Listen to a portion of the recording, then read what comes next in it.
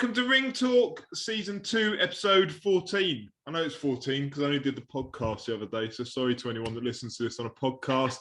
It's always my fault if it's up late, and it was certainly my fault this week. With me, Martin Theobald and Steve. How are you, Steve? I'm good, my friend. How are you? I'm very good. I love some of our comments. Every now and then I read through them on YouTube. People that say we're the most interesting podcast there is. So thank you to anyone that bothers to write. That's nice of them to say that, isn't it? Yeah, there are some less favourable ones, but yeah, I'm only going to pick out the nice ones. The thing is, though, we're very honest. We don't hold back. We say it as it is, and we try not to be disrespectful to anybody. But from my point of view, it's not all about blowing smoke up people's asses, and it's about trying to, be as honest as we can. But yeah, it's good. So I'm glad some people enjoy it anyway. That's great. Yeah, that's what we're here for, really, isn't it? Give a bit of light to your boxers and your shows.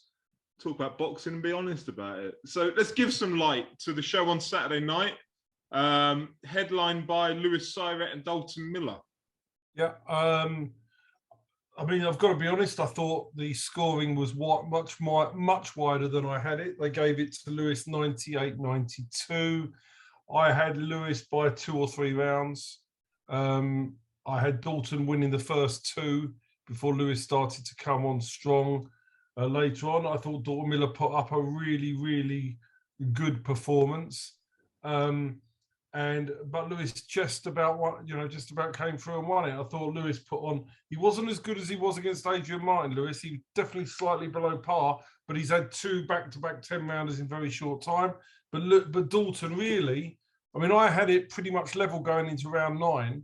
And, so I thought it was all to play for after 8. So yeah, it was a good performance. Elsewhere on the card, Joshua Ejikpovy came back after quite a long layoff, and he boxed really well against Jordan Granham, and I thought he put in a really solid performance.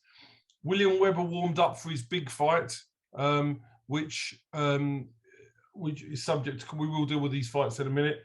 He fought Lewis Van Pooch, and thank God for Poochie stepping in last minute after Ben Thomas pulled out, as I told you last week, for the 3rd time in the last week against our fighters in September. But thankfully, Poochie and Richard Farner stepped in to save the day. Lewis Frimpong's a real fun fighter to watch, real talented. He fought Raymond Comey, and I was really impressed again with Lewis Frimpong. I thought he put in a really good performance. He now goes to 2-0, and his career moves on to March. Jake Caswell, Terry Coulter's new cruiserweight after having Wadi Camacho and Jose Lopez. He was very, very decent and won every round against Ozzy Jervier. I thought he handled Ozzy really well. It was a really good performance by Jake. Sam Little from Bristol put in a real solid debut, beat Luke Fash. You can see he's a talented amateur. He's got a lot to do to move from the amateur style to professional, but very talented. Amar Kiani and the Kiani camp and the big crew of support he brings. Real good fight against Josh Hodgins, who's a lot better than his record suggests, a lot tougher. And Amar, I thought, boxed really well. And delighted to see Sean Robinson back. Sean Robinson, quite impressively, I thought he's improved a lot during the lockdown, the 2 years out. And I thought he's 25 now, and it's as if he's grown. For me, it's as if he's grown from boy to man. And it's sort of hard to say that about a former champion, but I think he's stronger, better than we've ever seen him before. And I thought he looked really decent.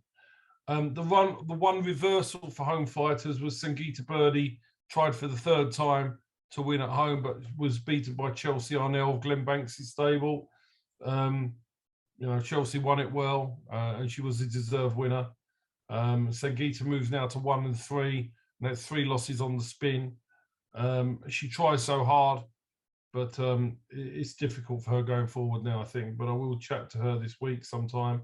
But overall, it was a good, fun card. It wasn't, these cards, as we said, they're all preludes to what's going to happen in March. But it was a good fun show, and I enjoyed it. Before we move on to other fights that you've made and things that are going on in Goodwin boxing, Jake Caswell against Ozzy Jervier. So Ozzy Jervier's, hopefully people know Ozzy Jervier. He's no walkover. He wouldn't know how to lie down in a fight. No. That's a hell of an opponent to take on in a debut. Mm-hmm. Yeah, He boxed really well, Jake, really well. And you know, Ozzy wasn't complaining at the end about the scorecards, and Ozzy always moans if he doesn't get the rounds he wants. He always moans. When he's a competitive man, he's a great man, is Ozzy, but great servant to the sport. But yeah, he didn't moan about the result. He didn't moan about the result and the performance. And you know, Jake done very well, and it was a good debut, a really good, solid debut. And Terry Cole was a brilliant trainer. So you're going to see, you're going to see that with anybody. There's no way that Terry Cole brings anybody to the ring who's not polished and got a good skill set. 'Cause he's a great trainer. Yeah, and I know that Waddy's been in the gym working with Jake and with Terry, and getting them ready for that. And you couldn't really ask for much better preparation than getting Waddy, to come in and lend a hand. Exactly that. No, 100%, 100%. Yeah. No, excellent. So we'll move on. I don't know which fights we're allowed to announce or not, so I'm going to leave that to you. Well, I'll announce what we have agreed, and I will say whether they're contracted or not. That'll be the best way to be. So the 5th of March, there are 2 fights. The first one has been agreed verbally, but we're just waiting for the signed contract. It's all been approved. Is William Webber, who is, I think he's now 8-1, to fight Chris Davis, who's 15-0 for the Southern Area Super Middleweight title. It's all been agreed. Financial terms have been agreed. We're just waiting for the formal contract from Reg, who is Chris's manager and his father. But it has all been agreed. It's just a formality of getting the contract back. That's a brilliant fight. That's a brilliant fight. If that all goes ahead as planned. Chris Davis, I've seen him for years now, it feels like. He's been on some of your shows, and he's big Liam Conroy in his corner. He's at 15-0. I think it's fair to say he's not been tested. And William, he had that disastrous start to his career, lost on the Sky show under Peter Sims. And then he's been building back slowly to get to this point where he's ready to go for a title. We'll find out how good Chris Davis is or isn't. We've no idea. And we'll find out if William has rebuilt.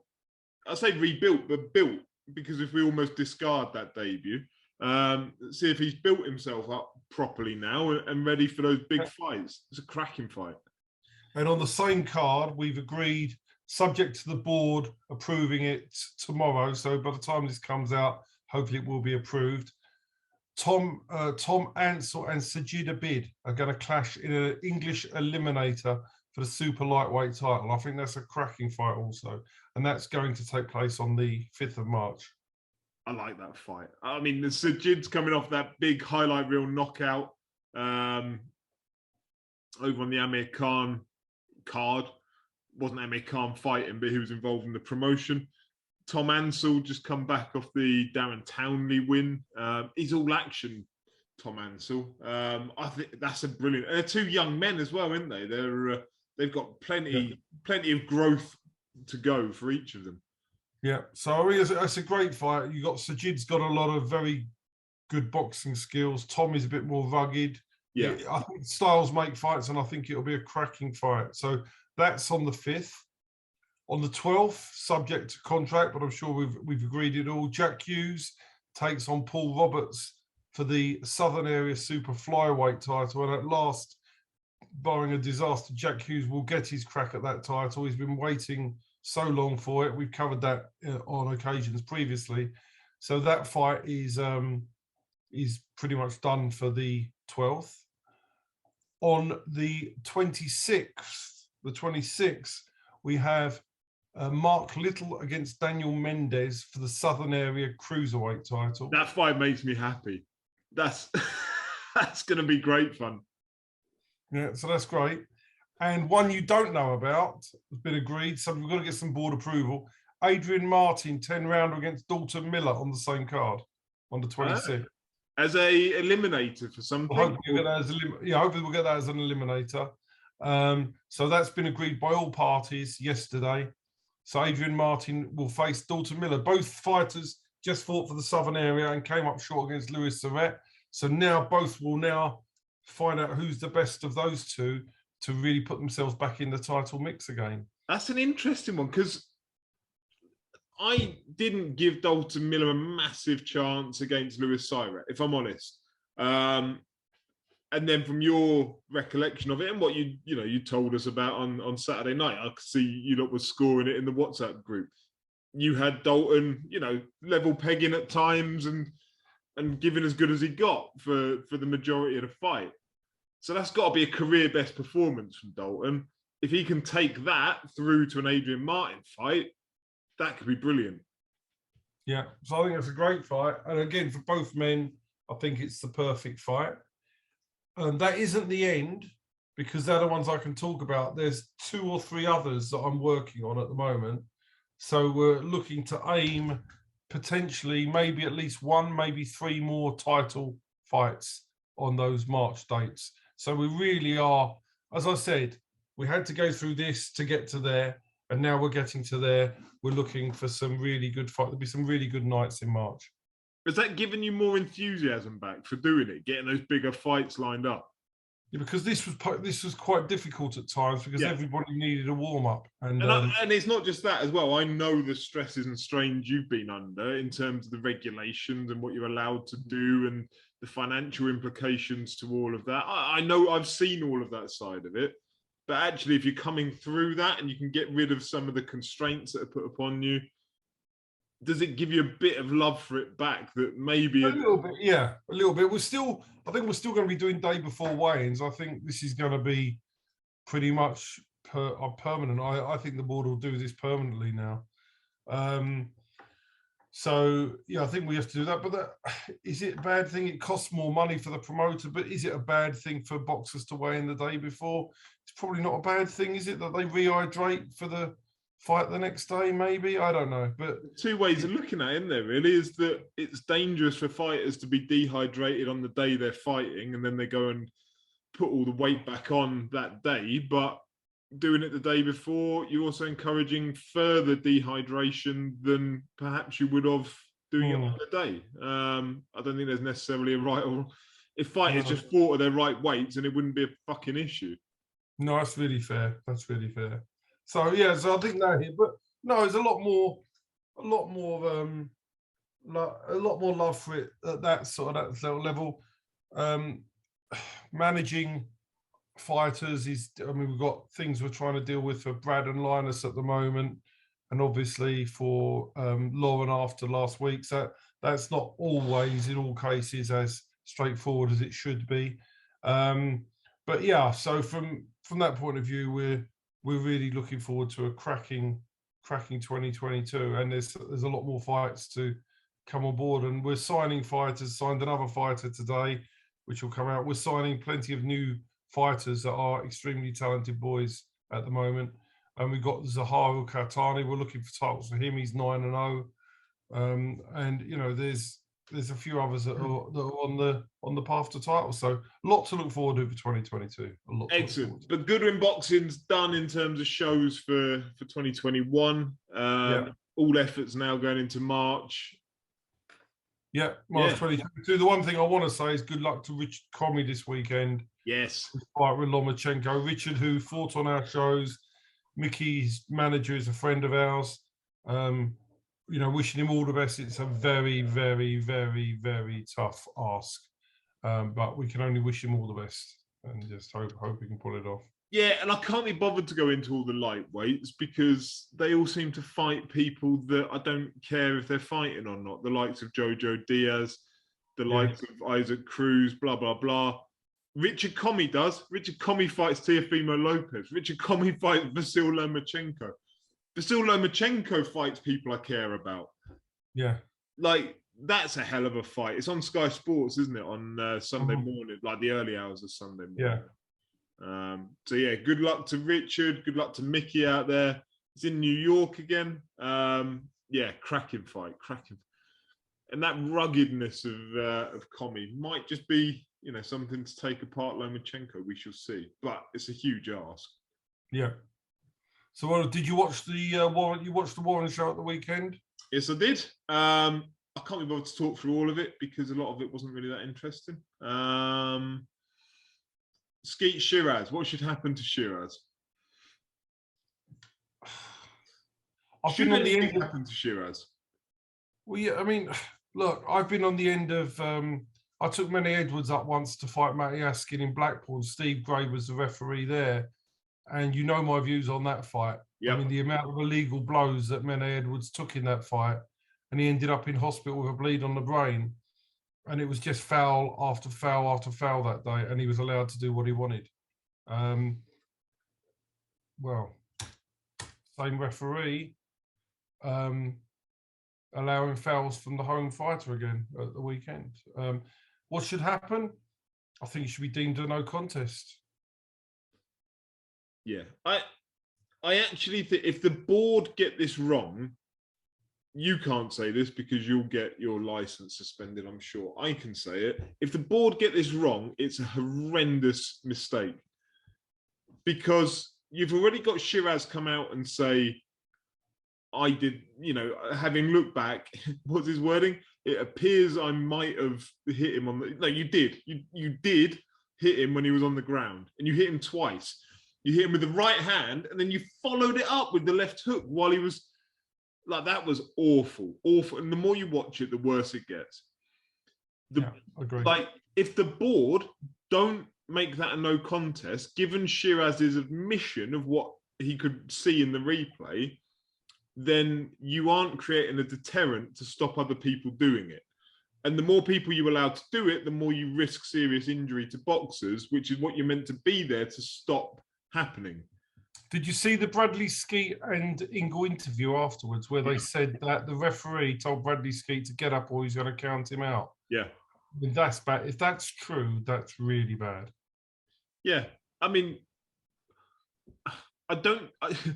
if they don't just make it a no contest, make it a no contest. Doesn't have to be like a Skeet win. Just make it a no contest.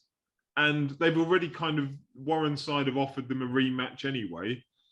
Make it on favourable terms. I'm sure everybody signs up for it. And then the board can walk away saying, well, I mean, it's what they do with Steve Gray that's the interesting thing to me, because they need to make it, if they don't make it a no contest, they'll be baffled. But what do you do with Steve Gray? Nothing would be my guess. Mm-hmm. Because, as you say, there's a pass. He was a referee that chucked the towel out when Ritson's corner threw it in, wasn't he? Yeah. So, yeah, I wouldn't be shocked if nothing happened. But I just think it's an open goal and it's an opportunity for good PR to say, stop doing this. Yeah, no, I think it's fair. I think it's fair. Yard, have you watched that back? Yard against Lyndon Arthur? Impressive. Really impressive. Really, really impressive. Did he just take him apart?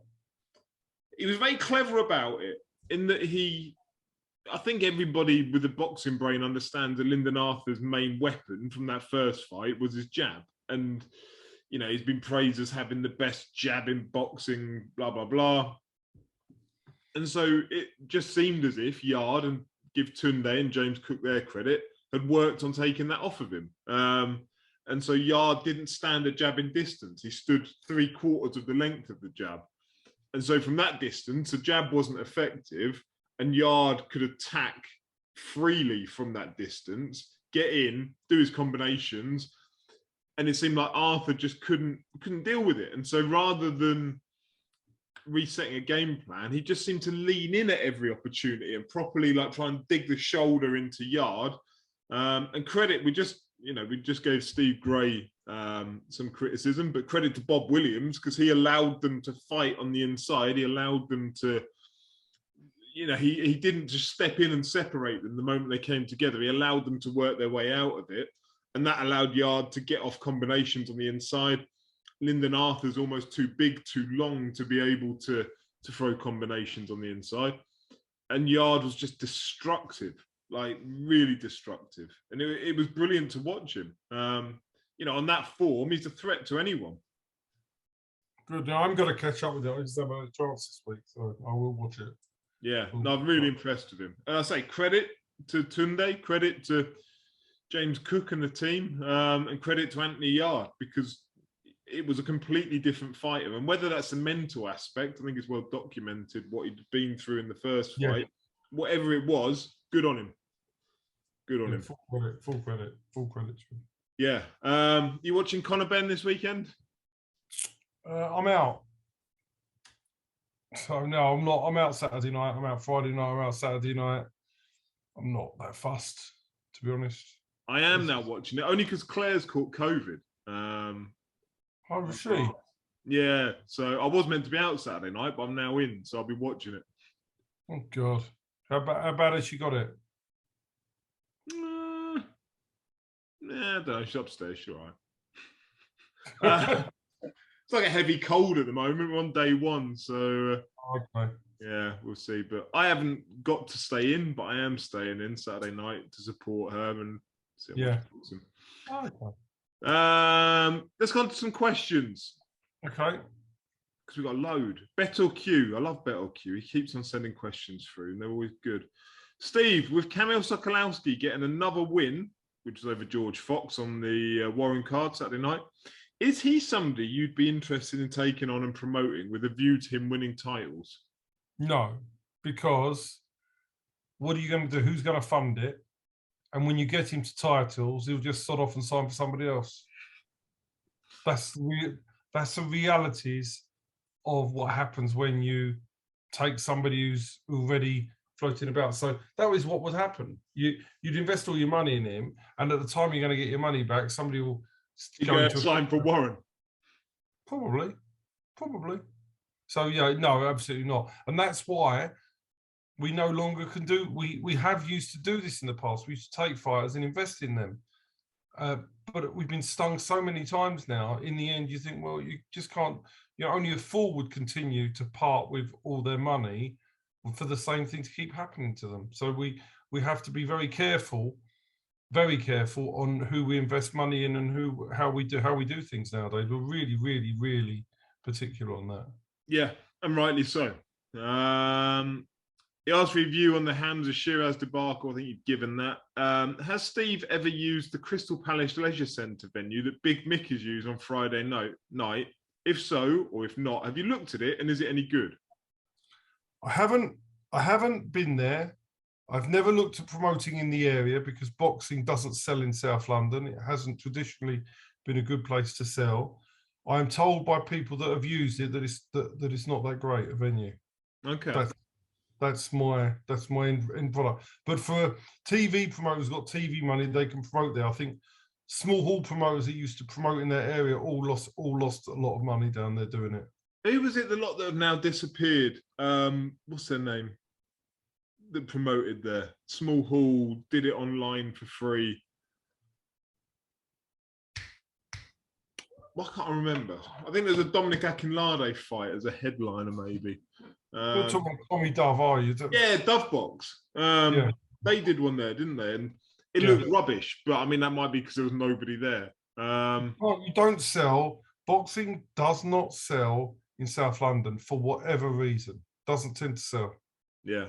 Okay. Ramez Mahmood. Shout out to Ramez Mahmood because I know he's been like a bit down about his loss to Bateson up in Leeds. So shout out to Ramez because he's one of the best people in boxing. Like I put him and Rakeem Noble in a box of being like they're really good people. Two of the most. I just don't think it was the right fight for him. And no. I say Jack Bateson's serious talent. I said it before the fight, and I'll say it now. You have, you know, pick and choose. And I said it to his manager as well because his manager's my good friend. And I, you know, and I don't make decisions, nothing to do with me. But it was the wrong fight unless you were getting a wheelbarrow of cash. Because Bateson is good. He's very good. And Ramez, and what's frustrating for Ramez, and I like him, is that he could have already been an English champion, in my opinion, and won titles. But, you know, again, fighters do like, and again, maybe Ramez, I don't know, but fighters do like to get the bigger fights, the bigger profile, the TV. But I want my fight. I like my fighters to go in where I think they can win. And I never, with all due respect to Ramez, and you know, he watches this, he wasn't going to beat Jack Bateson away from home. He was never going to win that fight. It was not possible. And yeah, I didn't. To me, if you're not going to win, and he wasn't going to win, it didn't make a lot of sense. Yeah, but as a fighter, he's always going to back himself to win, isn't he? It's that's never up for debate. All fighters, listen, all fighters back themselves to win. Yeah, and I think, and trainers back their fighters to win. It's normal. And as a manager, sometimes you're put in a position where you have to go with what the fighter or and their trainer wants. You don't, as a manager, have the final say. This is the point. It's again, it's the fighter and the trainer, obviously, that will make that decision. You can guide, but I just don't think it was. I just didn't see it. And Ramirez, I'm hoping. I think, from what I understand, he's going to rebuild and get a bit of confidence back, and that's what he should do, because he's still got the ability, without a doubt, to win titles and at a higher level than he's already boxed. Just not against Jack Bateson. With the right opportunities. Yeah, 100%. Yeah. I think he can still. I think Ramirez can still be an English champion, in my opinion. I think he's good enough to do that. Yeah. So chin up, Ramirez. I hope you're well, mate. And yeah, keep going. Yeah, 100%. 100%. Anyway, his question: what's been a bigger challenge, working with 7 then 10 fights per show, or organising COVID tests the day before for boxers? Now, COVID tests are quite straightforward. They're very easy. You get a nurse to do it. That's a dollar. It's Kev has arranged that, and that's fine. So it's been the challenge financially of running with limited numbers of fights. That's been the biggest challenge, and operating. And we're still operating at York Hall with a disadvantage. It's 12 fights everywhere in the country, apart from 10 at York Hall. Honestly, logically, it makes no sense to me. There are venues with smaller changing rooms than York Hall, with less space than York Hall, and yet they're doing 12 fights. Yeah, at York Hall we can only do 10. Yeah, no comment. Question from Lee on Twitter. I was only there. Why do fights always happen on warrant cards, and why don't journalists address it? I'm addressing it, Lee, although I'm not a journalist. Yeah, why do fights? So, I mean, this is in reference. You won't have seen it because you didn't watch the warrant card. It kicked off in the crowd, as there is a tendency to do more at warrant cards, perhaps, than on Sky. Well, I don't know if that's 100% fact. Well, I've seen a couple of Sauerland shows at Wembley. I've seen a full-blown punch-up in the crowd. Yeah, that was the Groves-Cox fight, wasn't it? Groves-Cox, that was a full-blown thing. I've seen it at other cards, but yeah, it does tend to happen more at Frank's cards than other cards. I think, to a certain extent, you're going to get, for these shows, you get more casual fans. So you're going to get people that will cause punch-ups, but sometimes it is down to who you've got boxing. I mean, if you, for example, I'm not saying they had that on this day, but if you've got, I don't know, a West Ham, and by the way, this has nothing to do with Frank, but I'm just giving an example of boxing. If you've got a big West Ham fan, a big Millwall fan, and a big group of travellers, and you throw them all in a boxing arena, in that example, they're going to fight. And a big group of Asian fans, you're going to get trouble, because there's going to be trouble with alcohol within those people. And I think a lot of the time, I think you've got to work out who you're selling to on the home side, and we do that even in small. We make sure that we look through who's there and look for any particular thing where we think if you get 150 or 200 of that particular box of supporters and 150, 200 of this box of supporters, is it going to go off? And you've got to be careful. And we do that. Now, I can only assume that you've just got a group of supporters there that have kicked off, because if it was purely the casuals, well, the casuals would kick off at a Matchroom show all the time, and the casuals would kick off here. So it must be just unlucky that they've got a group of supporters on the home side that maybe are kicking off against each other. Because if it was casuals, it would be kicking off at Hennessy next week. It would be kicking off at Matchroom, wouldn't it, and DAZN. And you do get trouble at those cards as well. But I've been to plenty of them. I've only ever witnessed a bad trouble at a Sauerland show at Wembley personally, but I witnessed the worst one at Chisora Fury 2. That was, for anyone that was there, that was that bad? It was like it was the opening scenes of Saving Private Ryan, you know, where there's just bodies laid out on the beach. It looked like that, just trying to get to the toilets. It was, honestly, it was awful. Like the behavior in the arena that night was disgusting. Well, like, do you think then that it's because it's a Frank Warren promotion that there's? I actually think I think you've got the opposite problem to it being casuals. I think casuals go there and don't necessarily cause trouble. I think you've actually got a lot of hardcores that go to Warren fights, and people from boxing community, people that can fight.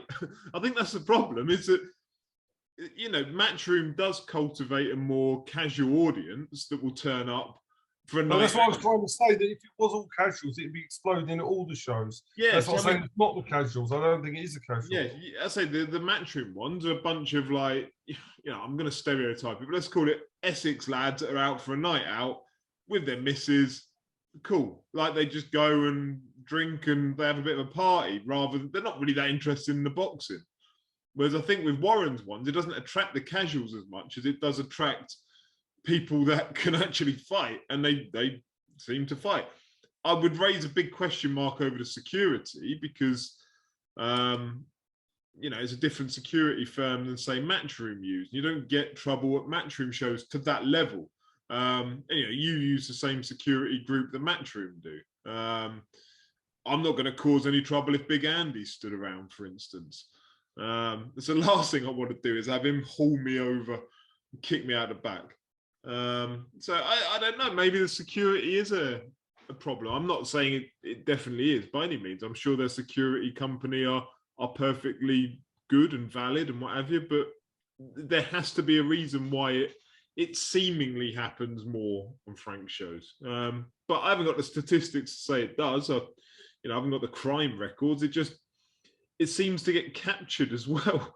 If I was BT, I just wouldn't put a camera on it. I'd, you know, make sure it never got shown.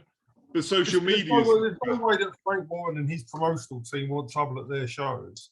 But obviously, they're probably going to need to really have a close look at why it happens and try and address who's kicking off, why it's happening, and try and deal with it, because it's no good for their ticket sales if people are worried about there being trouble at their shows. That's for sure. Or maybe they go there for the trouble. Maybe. You know, it's like the old.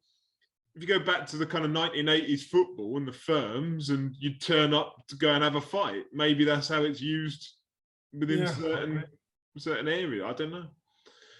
Ross Newton won on Twitter.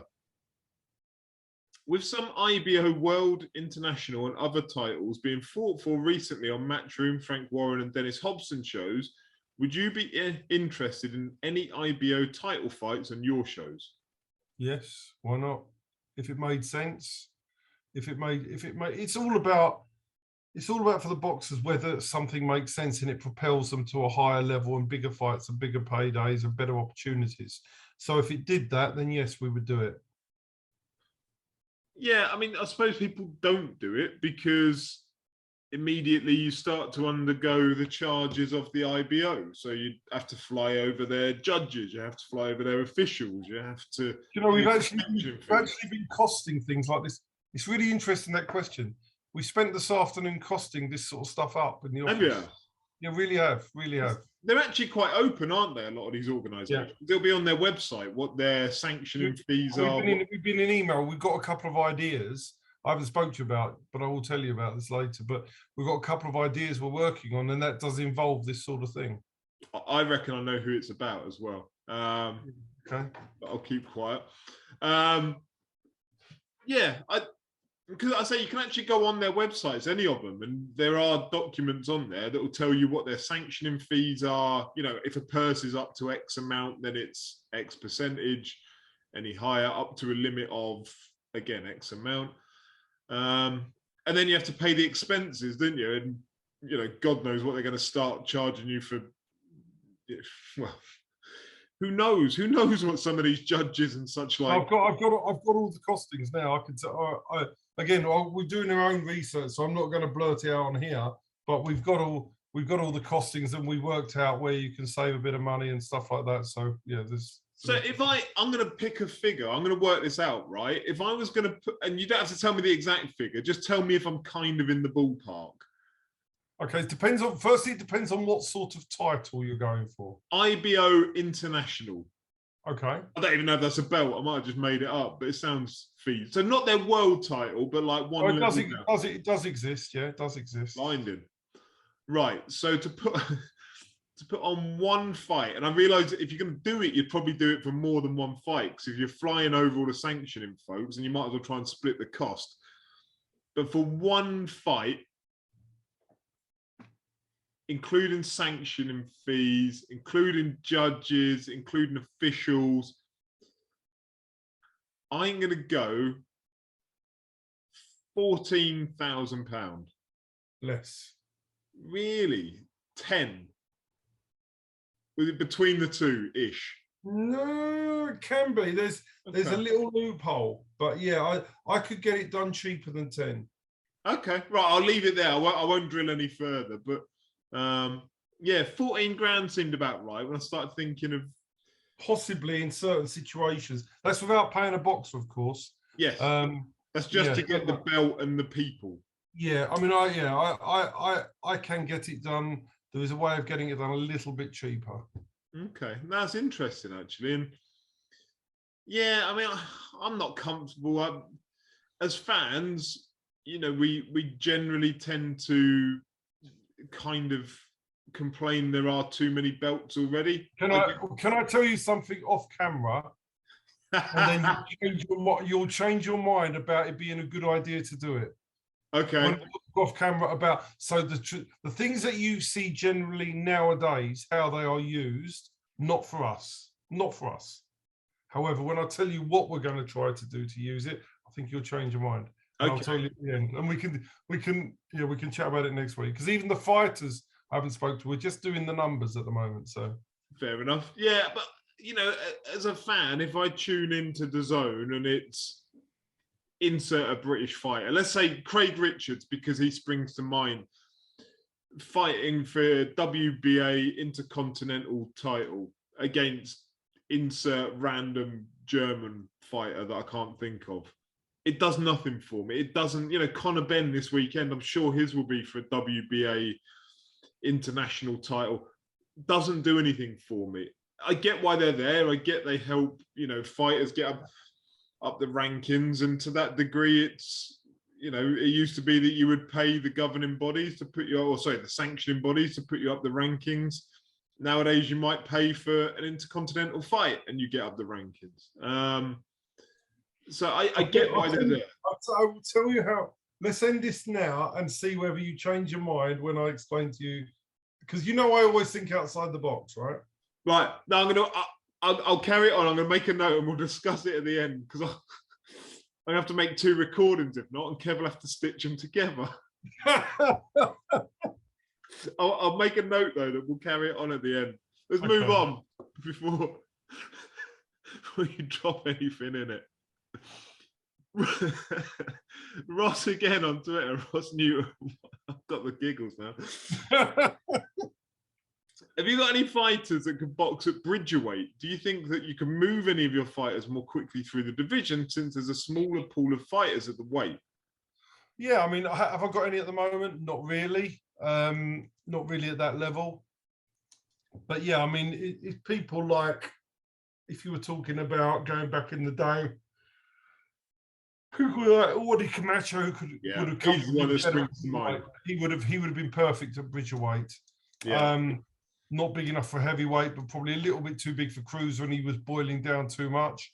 But there's a few there. But yeah, I mean, some of like Jake Caswell, who fought at the weekend, he's just growing into his frame. He's 6'7", I think. He could end up being Bridgeweight. So yeah, I think it's something we will use going forward for sure. Yeah, and you look through those Bridgeweight rankings, on the whole, they're not very good. Like, and it's a developing division, and whether it carries on through time, we'll see. But it's a good opportunity and a good time for people to jump into it. Yeah. Right. Highfield Boxing on Twitter has given us 4 questions. My friend Terry. shout out to Terry because he always speaks highly of you and this podcast on his own podcast. That's nice of him. That's nice of him. Yeah, and he's not always in glowing terms. This week, for instance, he referenced a question about amateurs turning over, but it's always that he gives you praise for the fact that you will go on and answer these questions, even if he doesn't agree with the answers. You didn't have back and forth all the time. That's what that's what it's about, though, isn't it? You've got opinions. You don't necessarily have to agree, but you just accept people who've got different opinions. And I always say that to Terry when I speak to him. We can agree to disagree. Yeah. Sometimes. So get following Highfield Boxing on Twitter. Listen to his podcast. It's actually really, really, really good. I promise. Yeah, it is. With there being 5 shows on Saturday night, plus the MTK show on Friday, how thin can we spread the talent before fans get bored? It's really, really, really good question. So our show was generally substandard, right? So let's get that out of the way. Most of the shows at the weekend were substandard. I'm just looking now at the shows that were on. Take the one. They were pretty poor quality stuff. The MTK show on Friday, apart from the Isaac Lowe getting smashed by another Mexican, it was pretty much what one-sided stuff. He's right. The issue that I have is this. Well, the thing I have, if you're going to produce, say, an MTK product on Friday, and you're going to put it out on IFL TV, and someone like me looks at the card and doesn't want to watch it. I know. Right? It's telling you that it's just, we're bored. I'm bored, right? I'm bored with that. When you're watching Small Hall, you know that that particular product, which is funded by the boxers themselves, you accept these boxers are learning their trade. So you're going to have quite a few fights where boxers are building up. Now, at that stage, the people going there as a casual would probably not find it that brilliant at this time of year. The key is going to be March. It's which promoters step up to the plate and start putting on really good cards and good fights, because there's no excuses in March. I think everybody's got an excuse this time of the year. And Terry is right. As a casual, you'd be bored, but you're bored with most of the TV stuff or the stuff that's on, not being horrible. The Wasserman show the other week wasn't very good. The MTK show on Friday wasn't very good. And this is being broadcast out there on, one was on Boxing Social, one was on IFL. It wasn't really good, enthralling stuff, was it? I watched the Wasserman card. But yeah, so from the rest of the small hall, you've got to remember that the vast majority of people attending small hall shows, I would say in the region of 80% are coming to watch their particular boxer. So then you're going to get 15% casual. As the fights get better and you get better shows in March, the amount of casuals to our shows will increase because we'll be putting on a better product at that point. So if it carries on into March and April, yes, he is right. But I think you'll find that a lot of promoter shows will improve March. If they don't, then maybe the question should be asked of them. But at the end of the day, at the moment, it's very difficult with boxers 2 years out of the ring to ask them all to go into big fights and competitive 50-50s. But it's a bit different. If I go back to the kind of crux of the question, with there being 5 shows, how thinly can it be spread before we get bored? But it wouldn't matter if it was 10 shows. It would be 10 shows of the same stuff. No, but I would say out of those 5 shows, you could have combined all of the fights over the course of the weekend and probably not made a TV show that was up to standard. 100%. Because they weren't good enough. Yeah. But I do say the same thing. He's right. But you could have spread it over 5, 10, 3, 2, 4. It's not the number of shows. It's the fact that nobody at the moment is putting together competitive fights. Yeah. And Terry's issue is, I'm not going to speak on his behalf or for him, but there's a lack of apart from the Warren card. To be fair, the Warren card did it. I mean, there was not for me. Not for me. There were 2 good fights. Top of the bills were good, weren't they? The 2 top. There were 2 good fights in that whole show. There were good fighters. Dennis McCann, good fighter, but it wasn't a good fight. No, it's fair. But yeah, the two top of the bill fights were good. I had no issue with like praise to Frank Warren. And to be honest, the Lewis Surrett Dalton Miller fight was fine. That was an okay fight to watch. Yeah. Wasn't the most scintillating, but it was a good, solid Southern Area title fight. Yeah, yeah. For a small hall main event, it works. Yeah. Second question, was Tracy Crouch, so for people who don't know Tracy Crouch, she was leading the independent fan review into football. So looking at ways in which there could be further influence from fans into the sport. Was Tracy Crouch looking at the wrong sport in terms of independent regulation? And is it time we looked at regulating all combat sport and making unlicensed events illegal? If we did, would it be right to limit the number of bouts any fighter can have? Can I just point out,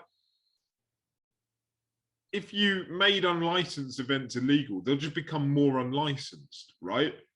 Mm-hmm. Like, by unlicensed, I'm assuming you might mean in this instance, and again, I'm not going to speak on behalf of Terry because he'll send me a voicemail later on saying, no, Martin, that's not what I meant. And I'm good with that.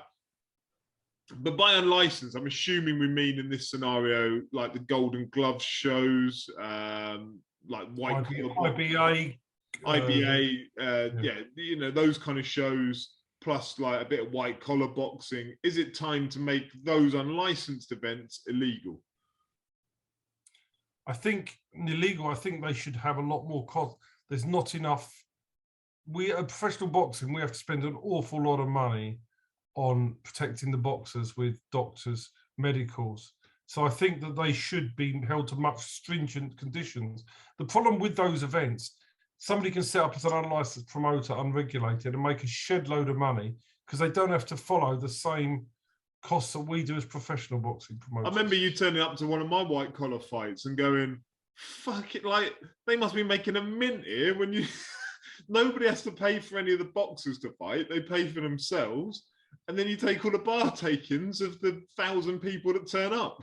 I reckon they're making 25 grand a show doing that. And like, not being funny, and there are we trying to do it properly.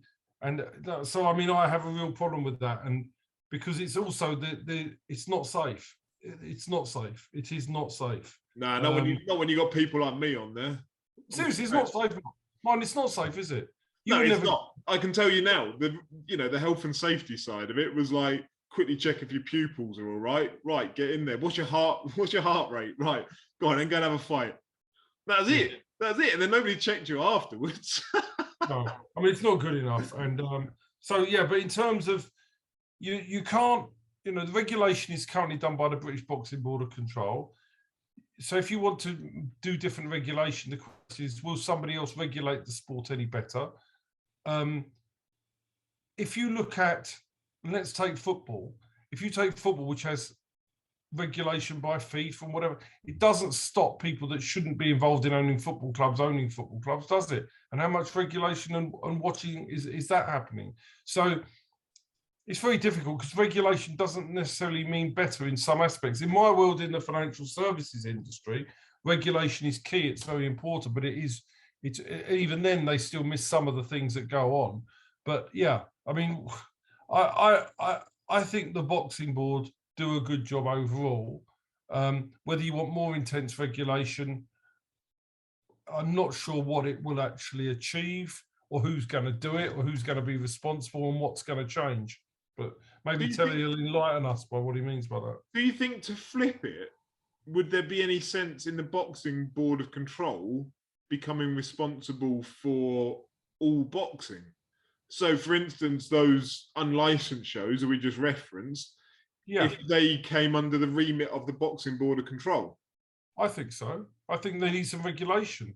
There needs to be proper regulation. You shouldn't be able to stage boxing unless it's regulated. But then, I think that's the problem, is that somebody should be regulating unsafe combat sport. Yeah. I say, if you make it, in my view, if you make it illegal, then you just turn it underground and you turn it into... You make drug dealings, drug selling is illegal. Taking drugs is illegal. It doesn't stop people peddling drugs, does it?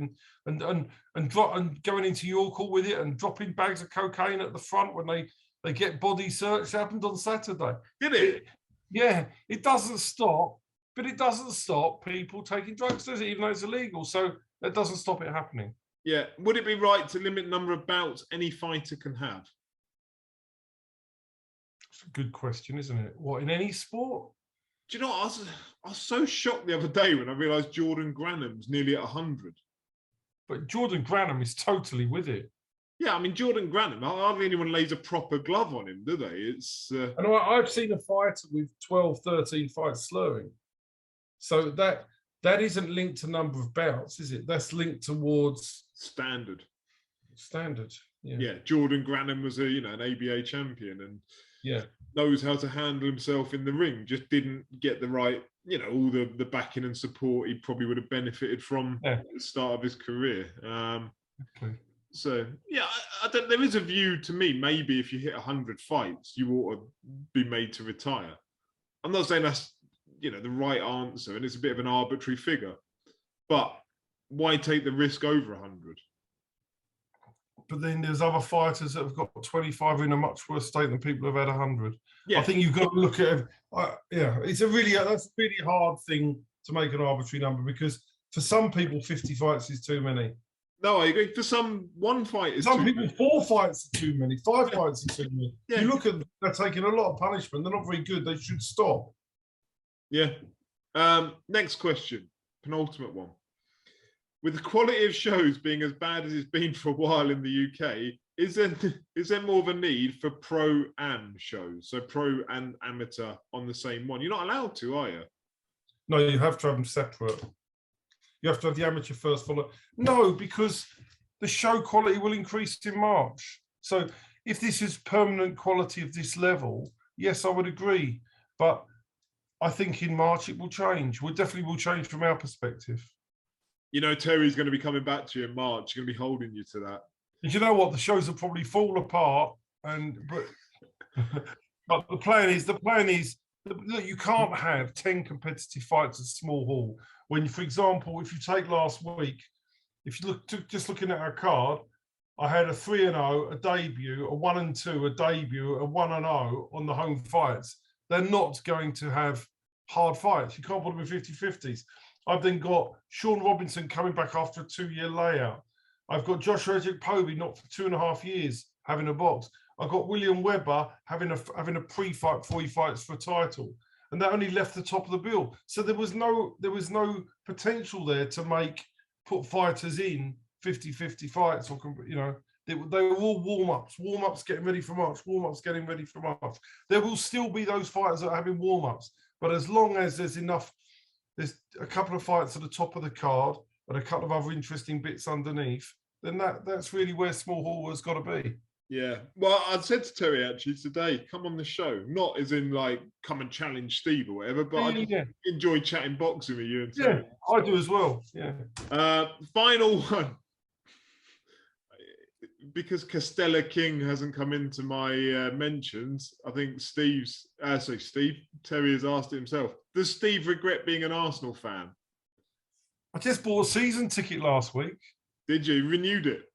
No, I didn't renew it. What happened was... You got rid of it, didn't you? Yeah, I had a season ticket for 30 years, and I had one for 2 years. I got rid of it 6 years ago. I went, and it shows how bad Arsenal must be. We went... for my birthday, Josh took me, we sat on the halfway line, had some really good seats. That was it. And I had a box there a month ago, but they wouldn't have known that. Josh got a phone call from Arsenal, and all we've done is went to the Arsenal-Chelsea game and he bought me a ticket saying, oh, there's a couple of season tickets come up on the halfway line. Would you want them? So that's telling you. And we then had the choice of various seats. We went through and picked the seats we wanted. There were so many available. Wow. So there's a lack of demand. So our theory was this. We were 120,000th in the season ticket list. Were you? So we thought we want to grab season tickets because we got them forever now. And we hope that it will turn around and there will be a situation where you won't be able to get them again. At least we bag them forever then. You'll be doing the glory days. Yeah. So we bought them purely not for now, but for the future, because now's not the greatest. But yeah, so do I regret being an Arsenal fan? You can't regret support. You can't regret supporting the team that was half a mile from your home when you grew up and you were born at Highbury. It was your team. It's these other people like Kieran who basically supports Manchester United and had probably never been there in his life, but probably looked at looked at when he was 10 years old, looked at Man United are the best team, so I'm going to support them. So it's those people that you regret supporting. I can never regret it because I didn't have a choice. They were my team, and that's where I am. So yeah, see, Terry's an Arsenal fan as well, so he'll know your pain. And I've he got to be knows. nice about Arsenal for another week at least. So you've got to interview Paul Merson, Perry Groves next Tuesday. I'm looking forward to that. That'd be brilliant fun. Right, we're going to end it there so that I can stop the recording and then talk to you off camera about IBO titles. So thank you everyone for watching. I'm going to make comment next time we record about whatever we talk about IBO titles, and I look forward to find out. Thank you very, very much for watching. We won't be around next week, probably, unless we can fit one in, but I'm sure we'll try and do one before the end of the year. Cheers. Excellent. Thank you very much.